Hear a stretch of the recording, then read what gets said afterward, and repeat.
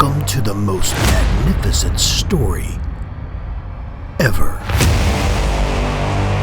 From creation to Jesus, the Line It Up series.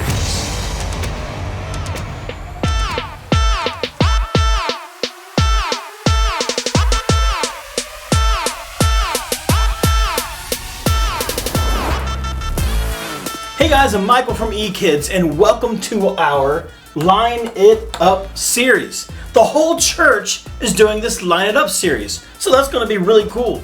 Now, we have lots to cover in a short amount of time, so let's get to it. To introduce this thing to you so you know kind of what we're studying over the next couple months, it's this. So check it out. We're going to learn these big topics: creation, the fall, promises, slavery, Passover, law, kingdom, temple, exile, and of course Jesus. We'll even talk about the Psalms. Now with this, let me explain why I have this squiggly line. In the Old Testament, guys, there are some ups and there are some downs, and all these ups and downs actually lead to Jesus. Wow! Alright, that's confusing. But you know what? I always love to tell you guys that we're going to learn something your parents don't know.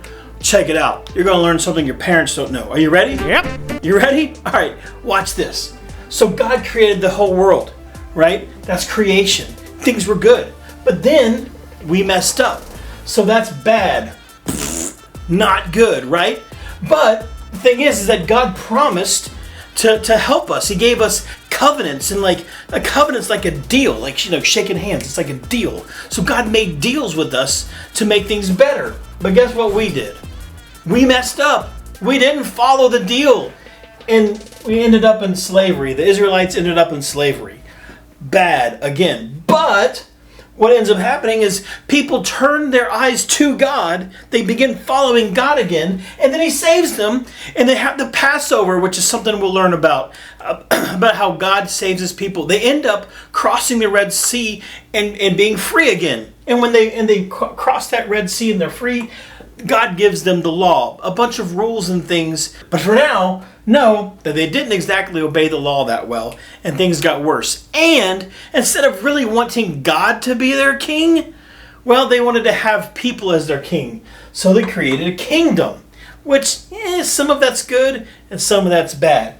But what's great is that at the tail end of all this kingdom stuff, they built a temple to worship God in. So that's a good thing. So, and after that, the worst thing happens is they end up in exile because they turn their eyes from God again. And exile means that they were kind of told to go away from their home, and they didn't rule their own home. So that was really bad.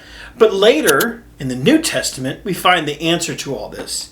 And the answer to all this is Jesus. Now let me make a little bit of sense to you. See this over here? We have God, who's good. Yep. Everything's fine. God's good. When we're close to God, things are good. Yeah, but... We're down here because we're not always the best. And when we're not close to God, bad. But what God does to help us to get closer to Him is salvation. Check this out. The Old Testament shows us salvation over and over and over and over and over. Over and over and over and over and over and over and over and over and over and over and over and over and over and over and over and over and over and over and over and over again. Things are good. We mess up. We turn to God. Things are good again. We mess up. We turn to God. Things are good again. We mess up. We turn to God. Things are good again. We mess up. We turn to God. Things are good again. Over and over and over. Over and over and over and over and over and... And that's called salvation. And the big thing I want you to learn through all this cool Old Testament stuff is that in your life, you might do bad things. But when you turn to God, that's called salvation. The first time you ever do it, you get saved. And there are other times in your life when you might do the wrong thing, and you can always ask God to forgive you and turn to Him, and He can save you from whatever mess that you're in. All right, guys, that's a lot. So what we're going to do is we're going to learn these stories one at a time. So you guys ready to hear the next story? All right, check it out.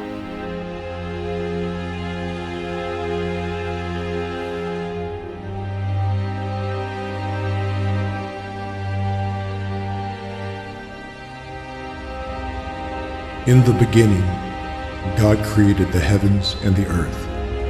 And the earth was formless and empty, and waters and darkness was over the face of the deep. And the Spirit of God was hovering over the waters. And God said, "Let there be light."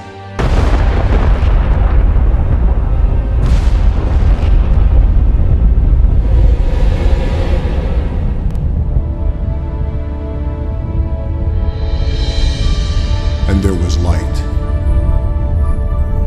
God saw that the light was good, and he separated the light from the darkness.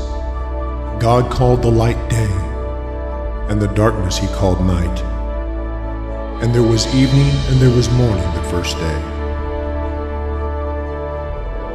The second day God said, "Put an expanse between the waters on the earth and the waters above." And God called the expanse sky. On the third day God said, "Let dry ground appear and separate the waters on the earth." And it was so.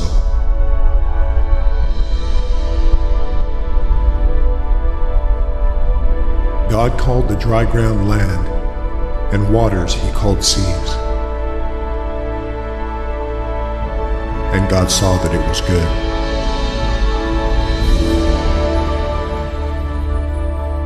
And God said, "Let the land produce vegetation, plants and trees,